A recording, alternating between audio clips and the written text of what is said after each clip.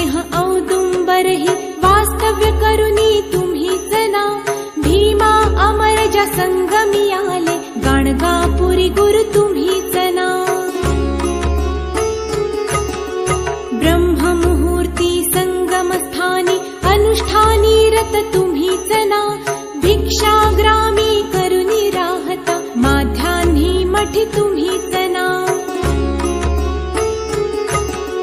ब्रह्म राक्षसा मोक्ष देवु